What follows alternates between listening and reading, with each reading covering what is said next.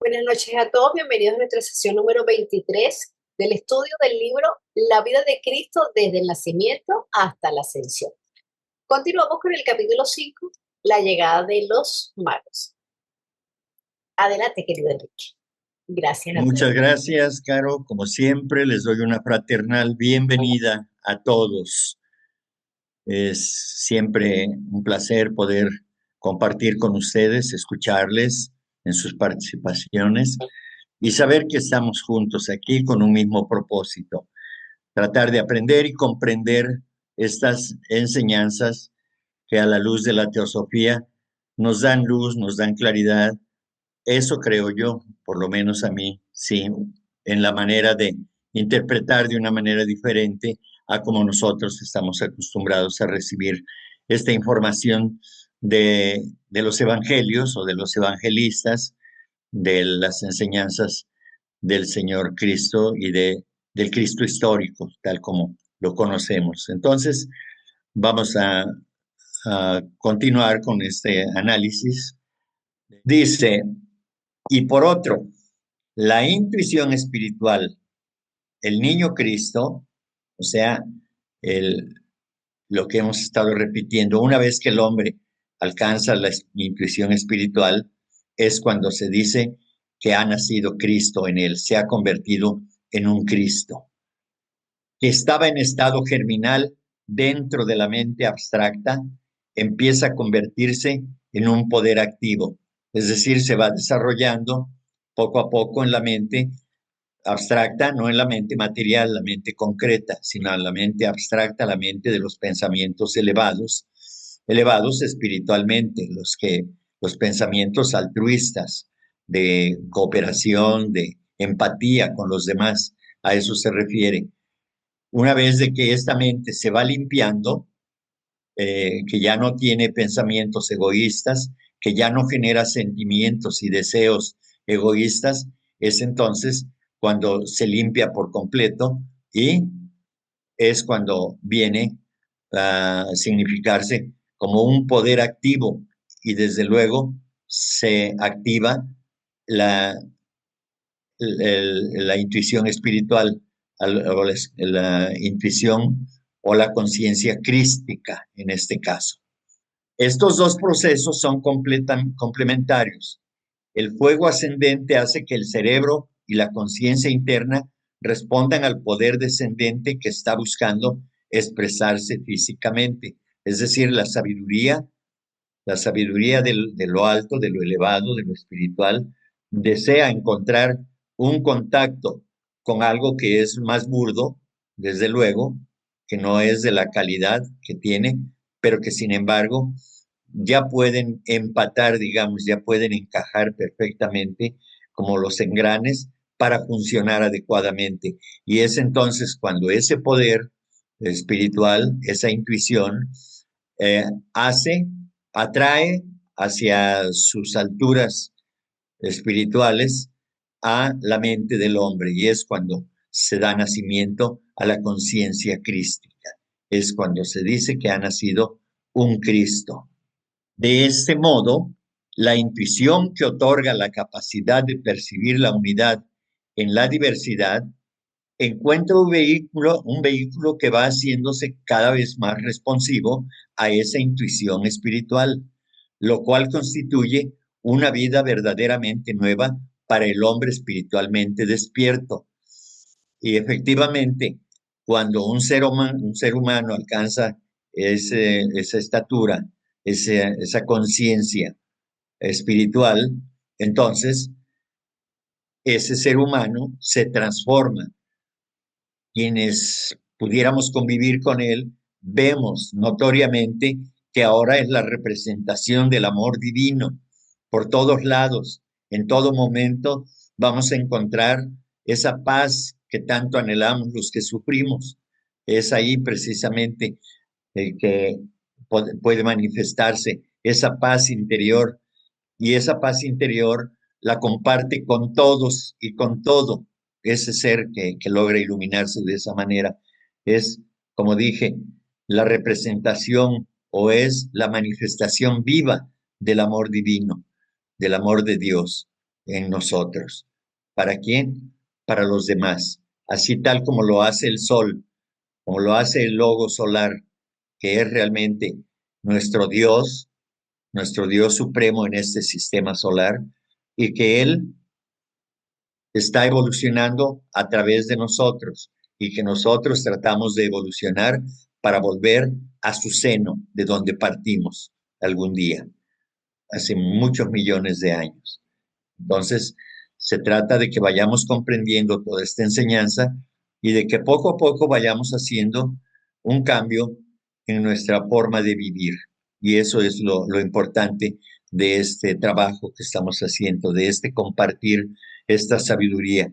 Por supuesto que el que les habla solamente trata de interpretar o interpreta a su modo estos conocimientos. Ustedes pueden tener otra concepción de lo que estamos hablando y es válido también. Entendido de esta manera, el proceso de germinación interior profundamente espiritual, se ve lo correcto de llamarlo inmaculada concepción. Es decir, que ya hay una concepción pura. ¿Por qué? Sin mancha. ¿Por qué? Porque para llegar a esas alturas espirituales es necesario limpiar el camino, limpiarnos la personalidad, limpiarla del egoísmo, la vanidad, los celos, la ira, la lujuria, de todo eso. Entonces, por eso, cuando se da nacimiento a este nuevo ser, cuando despierta el ser, más bien dicho, cuando el ser despierta a esa nueva conciencia, está limpia, como las nieves del Himalaya. ¿No? Bien. Luego viene una gestación durante la cual el neófito, superiormente sensibilizado, vive en cierto aislamiento bajo la cuidadosa vigilancia de su maestro. Como vemos, el maestro, aquí lo dice claramente, vigila a su discípulo, lo está vigilando para que no le pase nada, porque una vez que se entra en ese estado, también los ataques de las fuerzas oscuras, de las fuerzas negativas, que son contrarias a las fuerzas de la luz, a las fuerzas del espíritu, entran en acción. Y entre más elevado sea el ser, las potencias de la oscuridad son más fuertes también para tratar de derrumbarlo, de desbarrancarlo, de despeñarlo, de mandarlo al abismo nuevamente.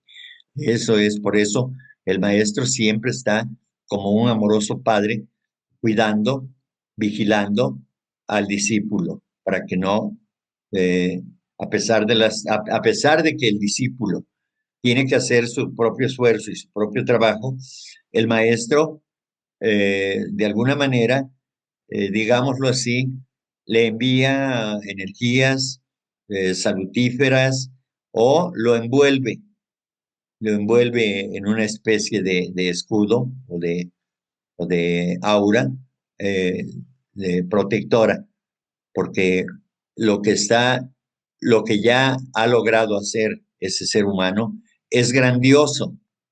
Toda la naturaleza, cuando un Cristo nace, es decir, cuando alguien se eleva espiritualmente de esa manera, toda la naturaleza responde, toda la naturaleza percibe que ha nacido un nuevo Salvador del mundo. Esta vigilancia es necesaria, pues existen peligros que podrían llevar a una especie de aborto si no se evitan. Bueno, creo que ya hablé de eso, me adelanté. Bueno, el sistema nervioso está considerablemente tenso por el despertar del fuego creador. El cerebro permanece alternativamente superestimulado o aletargado. La mente está aclarándose y recibiendo destellos de iluminación e intuición que conllevan el peligro de inducir egoísmo y orgullo herodianos. De Herodes, yo creo que es esto. Bien, hemos de recordar haciendo referencia al sistema nervioso, que dice, el sistema nervioso está considerablemente tenso por el despertar del fuego creador. Es decir, que el, al tener un desarrollo tan poderoso, un desarrollo mental tan poderoso, entonces ese sistema nervioso que emana de el cerebro debe estar también preparado, fortalecido. Por eso los discípulos, cuando están en la etapa de probación, antes de ser discípulos, deben tener un cuerpo sano total y absolutamente, porque un cuerpo enfermo o un cuerpo débil no puede soportar la energía que habrá de manejar en el futuro cuando llegue, cuando alcance este estado de conciencia tan elevado. Entonces, también en eso hay que fijarnos, hay que poner atención, porque no cualquiera, no cualquier mundano que de pronto se iluminó puede recibir estas energías, porque entonces queda a merced de esa energía tan potente y en lugar de beneficiarle le va a perjudicar, prácticamente lo mataría. ¿Sí? Entonces esa aclaración es pertinente para el caso. ¿Sí? Entonces, eh, como el ser humano requiere de ese instrumento que es el cerebro, a mayor elevación espiritual debe el hombre tener un cerebro más apropiado para recibir esos destellos de iluminación e intuición. ¿Sí? Entonces, de esta manera, el ser humano que está en esa condición se le evita que pueda sufrir un tropiezo en su salud, pero además, pero además ha de guardar las enseñanzas, los conocimientos de su maestro, que son contrarios al egoísmo y al orgullo. Adelante, Salomón. Sí, gracias, Enrique. Buenas noches a todos. Oye, Enrique, en el párrafo anterior mencionaste, bueno, se menciona que el discípulo cuando llega a alcanzar el nivel crístico, se convierte en un salvador. Se convierte en un salvador porque va a contribuir con su ejemplo, con la elevación que tiene a la humanidad, o de qué manera es que podemos considerarlo también a él un salvador. Gracias. Sí. No, no es así. Yo no lo percibo así.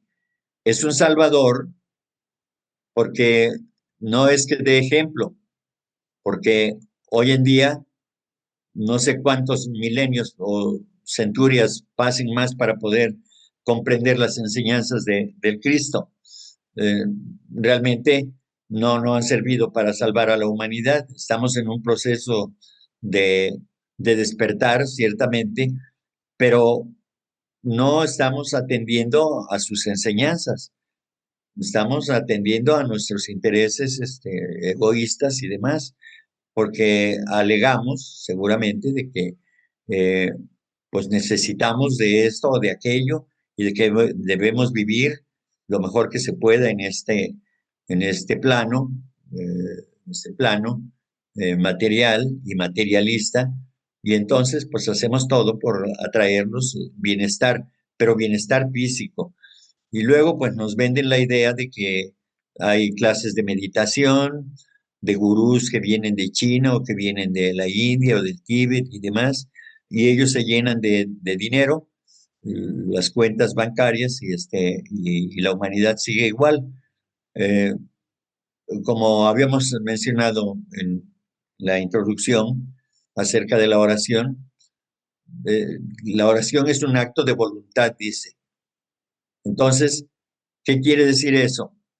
Que debemos tener la intención, por lo menos, de producir acciones, o sea, el verbo hacerlo activo a través de acciones.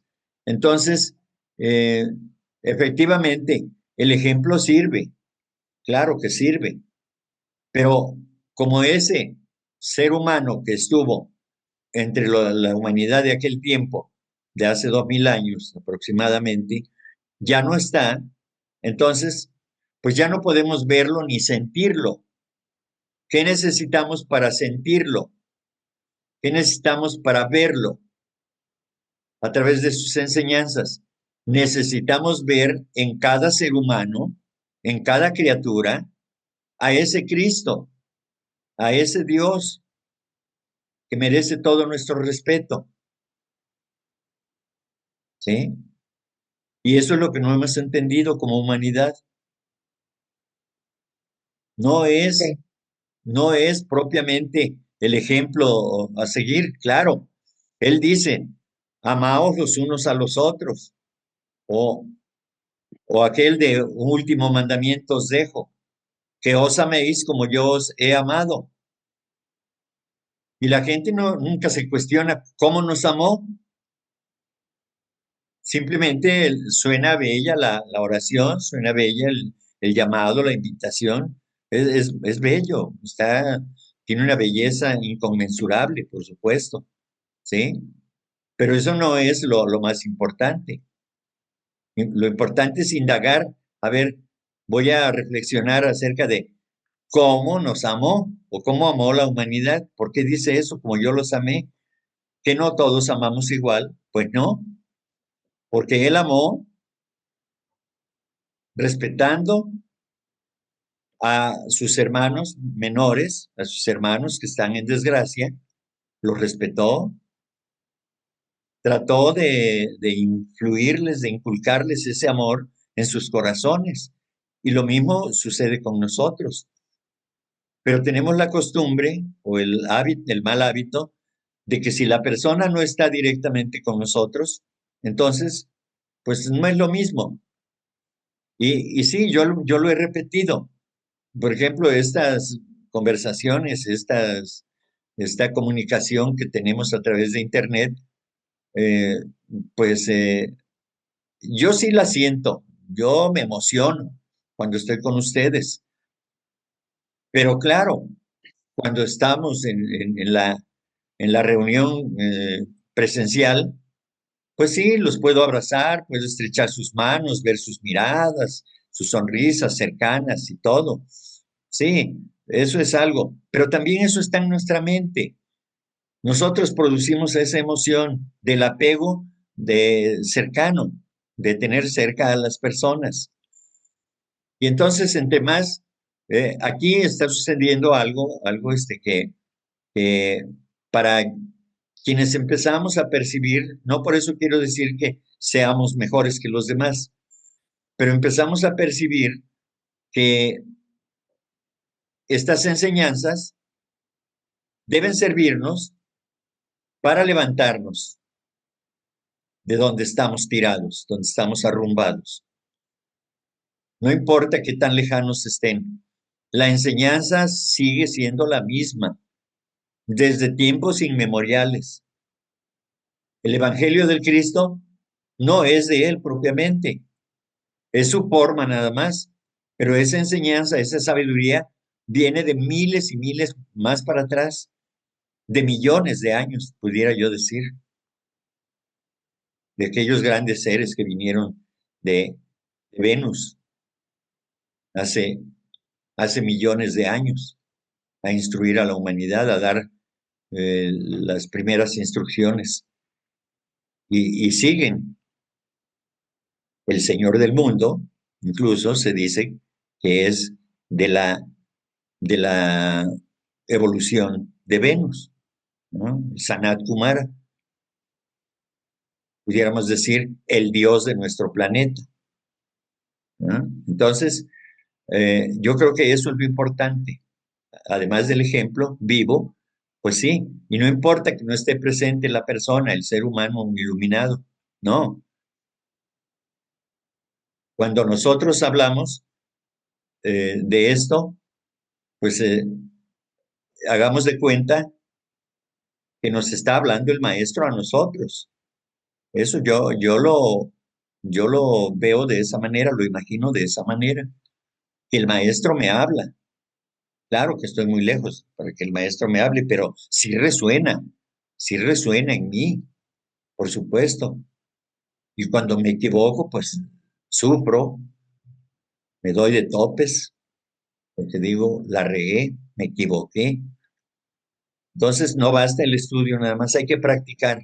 También suelen ocurrir visiones psíquicas que pueden distraer y descarriar al neófito no acostumbrado a ellas. Desde luego que como el discípulo empieza a desarrollar virtudes que antes no tenía y que ahora ya se están desarrollando en él, si no puede controlarlas, si todavía confunde, no sabe discernir y confunde este, una, una cuerda tirada en el pasto en una noche oscura, se imagina que está viendo a una serpiente y teme que lo vaya a morder, ¿no? Digo, esto es un ejemplo solamente de cómo la ilusión de la mente nos puede distraer o puede distraer a los discípulos. Entonces, eh, pueden ver figuras, digamos, angelicales en las que creía cuando no conocía la verdad y que le aparezcan y entonces puede decir, ah, sí existen, yo ya no creía en ellos, pero ya veo que estaba equivocado y veo que sí existen y que sí pueden tener contacto conmigo y demás, ¿no? Entonces, ese tipo de cosas. O que, o que vean el rostro de Jesús o el rostro de Gautama o de cualquier otro de los grandes seres, ¿no? Entonces, por eso deben de estar muy atentos. Todas estas tendencias y factores pueden desviar al neófito de la senda pura hasta convertirlo en una incorporación del orgullo en vez de ser una encarnación de la humanidad.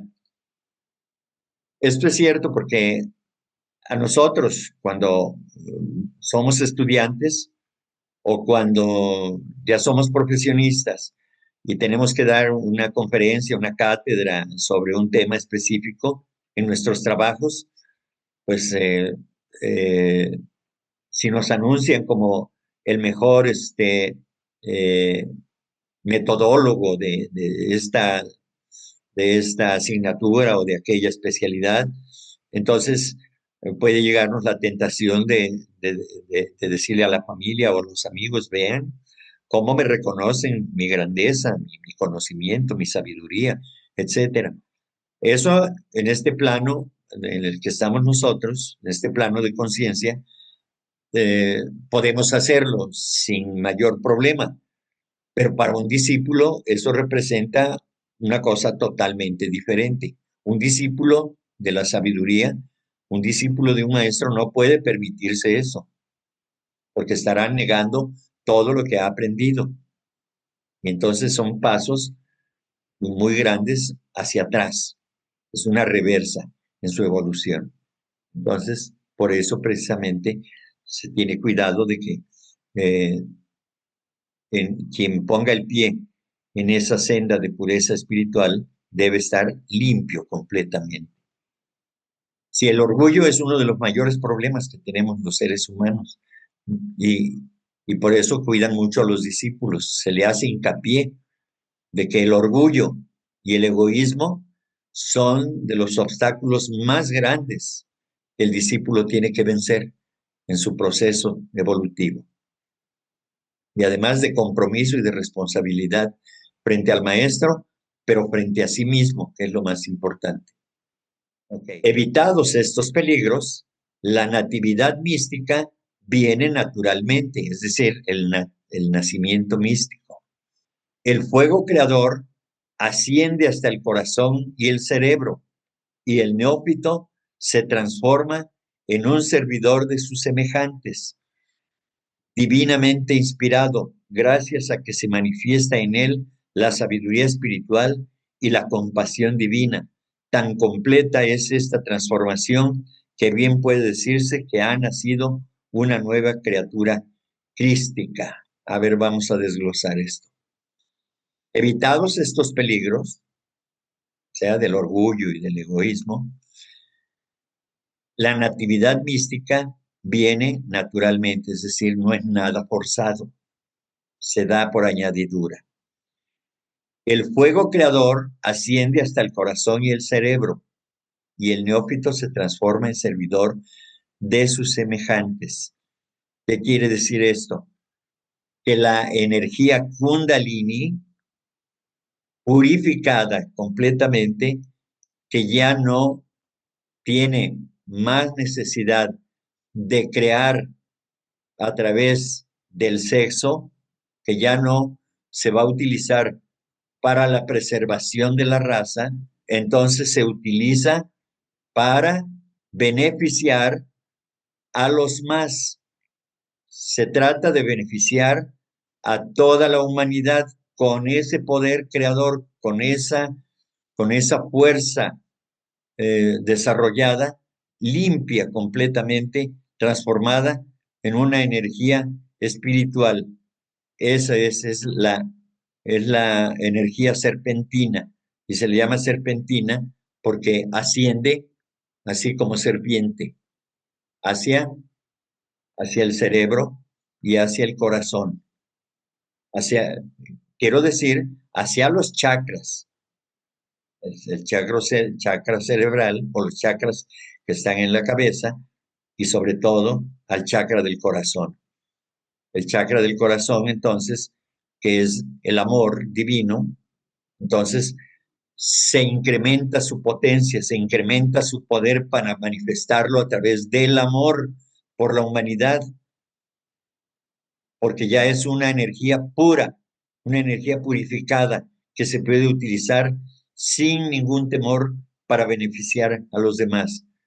Y también utilizar esa misma energía a través del poder mental para poder influir en las mentes de aquellos seres que se desvían del camino. No importa que sea un camino religioso, que también es importante, o del camino moral, ético, que forman parte del desarrollo humano. Oye, Enrique, pues ya sabemos que hay muchos seres que han venido y han ayudado, como es Siddhartha Gautama, Jesús, el Cristo, etcétera. Y los demás también están influyendo los demás, porque me imagino que habrá muchos que ya llegaron a ese nivel crístico. Ellos también están ayudando de una manera menos clara, más oculta, porque de los que sabemos, pues ya los reconocemos bien, pero también los demás están influyendo. Gracias. Sí, por supuesto. Todos aquellos que alcanzan esa estatura espiritual se vuelven nirmanakayas. ¿Qué quiere decir esto? Que se quedan, desde luego, en su plano. Desde su plano están ayudando a la humanidad. Ellos están enviando energías a la parte o al aspecto que a cada uno de esos maestros les corresponde atender. Ellos atienden, llamémosle así, un departamento de la vida de la humanidad.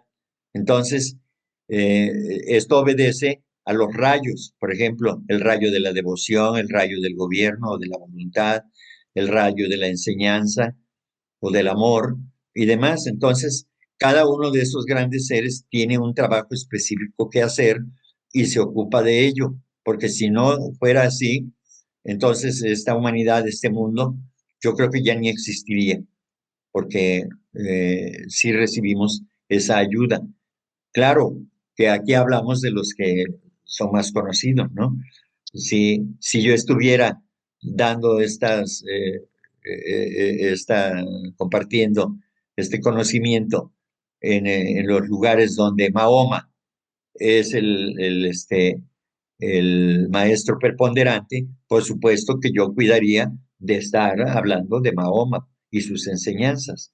Pero como lo que más cercano tenemos es al Señor Cristo, pues entonces hablamos de ello y porque justamente estamos tratando de ello.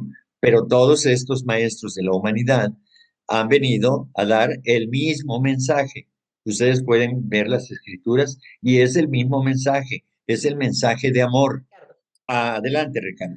Oye, me quedé pensando ahorita en la respuesta de Salomón y en la pregunta de Salomón y en tu respuesta. Una pregunta.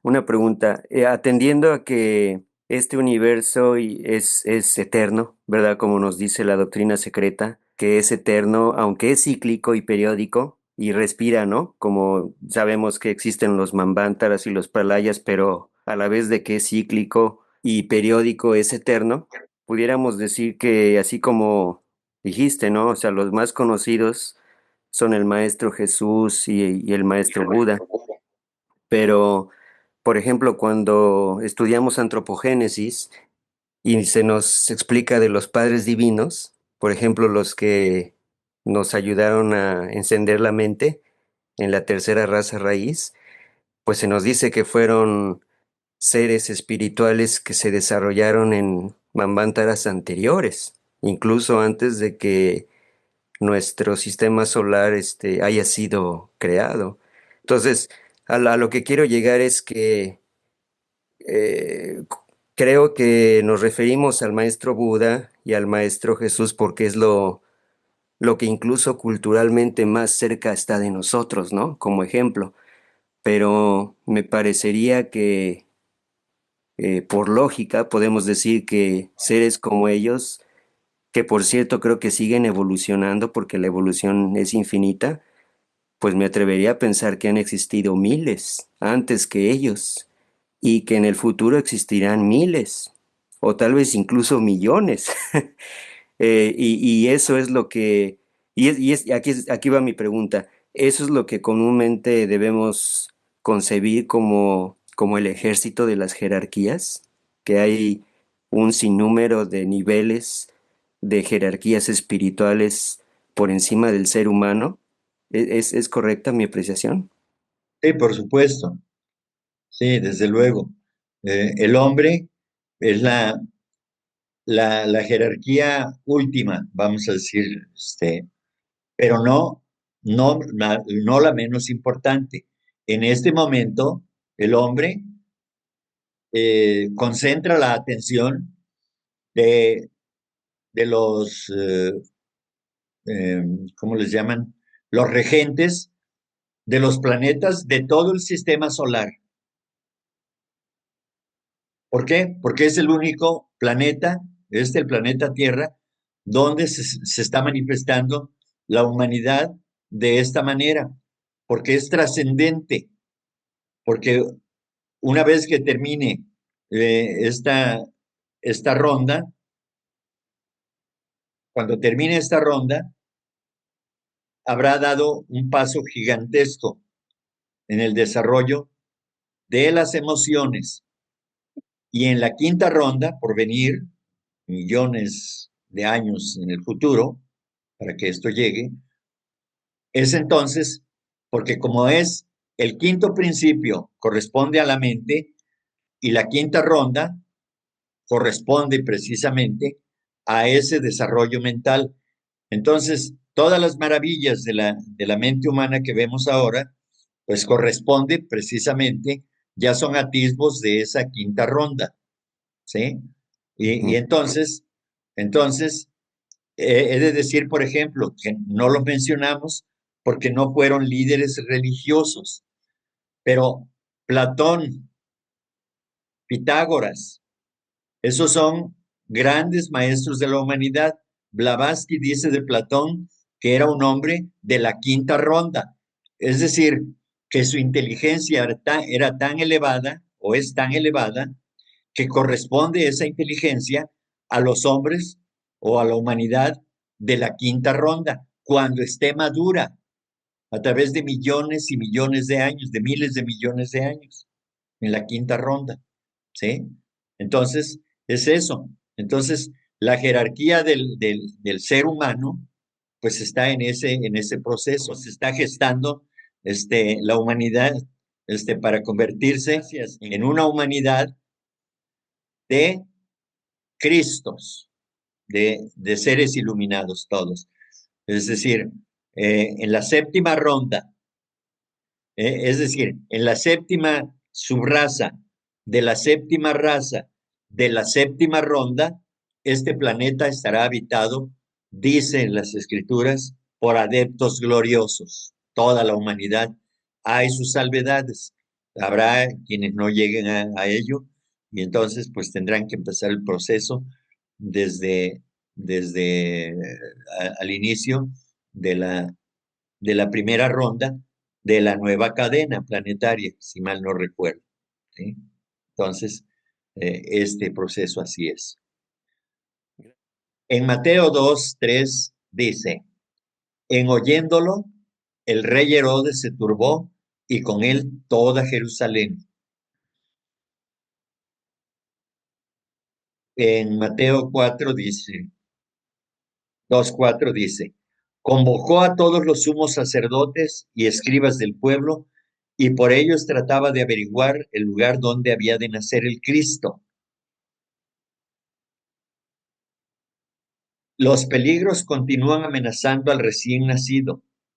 Herodes personifica la fuente interna de todos estos peligros, como también la resistencia instintiva de la materia a ser dominada por el espíritu y pasar de la inercia a la actividad.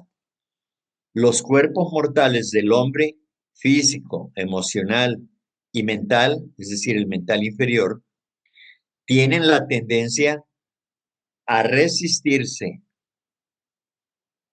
a la manifestación de la triada superior, es decir, voluntad, sabiduría y actividad intelectual superior. O lo que es lo mismo, hablando en términos sánscritos, Atma corresponde a la voluntad, Manas a la intuición, perdón, la sabiduría a la intuición y la actividad intelectual al Manas superior. Bien. En cambio, el egoísmo, el deseo de mandar y de complacer apetitos y hábitos indeseables continúan pidiendo que se les satisfaga.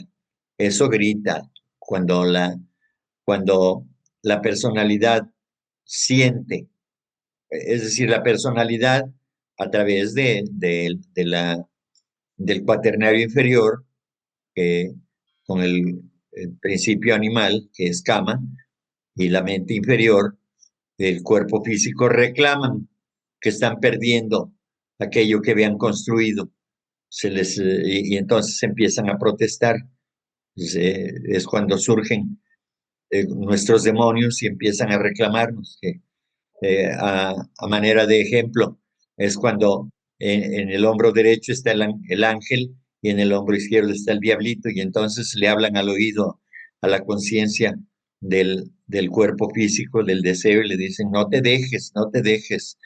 Y le dice el diablito y el ángel, en la representación de lo divino, le dice, sigue tu camino, no hagas caso, haz oídos sordos. Entonces, esa es la conciencia de nuestro ser a la que se le habla. A ver, Andrés, adelante. Gracias, Enrique. Nada más un comentario. Ahí en la triada superior, donde dice que es la voluntad, sabiduría y actividad intelectual, en la triada superior está Atma, Buddhi y Manas. Atma, Buddhi y Manas. Sí. Es lo que dije, no dije Buddhi, dije intuición, pero es lo mismo. Cuando hablamos de Buddhi, cuando hablamos de Buddhi, hablamos del principio intuicional. ¿Ok? Uh-huh. Y está muy bien tu aclaración también, porque sirve para todos. Buddhi es la intuición, bueno. Y la intuición es Buddhi. Buddhi es la intuición y la sabiduría es Manas. No, es la actividad intelectual. Sí. Actividad intelectual. Sí, porque a través del intelecto pues, nos ponemos en movimiento. El intelecto, la inteligencia es la que le da movimiento al ser humano, a sus acciones. Sí, porque piensa, porque razona y actúa. Desde luego que la mente inferior se vale de los deseos, ya sean deseos elevados o deseos materialistas, bajos. Sí, esa es la mente humana, ¿no? ¿Sí? La sabiduría es Buddhi y Sí, la mente humana. No, la mente inferior es la mente animal, la mente animal. El mana superior, esa es la mente abstracta, y que es la mente que siempre quiere que el hombre mundano se eleve y le está enviando energías para que vaya cambiando. Y es lo que hace regularmente. Y estos estudios precisamente sirven para eso, ¿sí? Porque a través a través de lo que yo estoy diciendo, o sea, yo pienso y yo razono para poder explicar esto. Y ustedes me escuchan a través del oído y entonces procesan esa información y también van formando su propio concepto de lo que yo estoy diciendo. Y es entonces donde entra en juego precisamente el nivel superior del intelecto, porque yo entiendo, quiero entender, quiero aceptar que todos estamos en el proceso o en la intención de que nos elevemos espiritualmente o intelectualmente, por lo menos. ¿Ok? Sí, sí. Gracias, Bueno, Enrique. y a ti, Andrés. Entonces, aquí dejamos el estudio de ahora. Gracias por la sesión de hoy y nos vemos la próxima semana. Muchas gracias.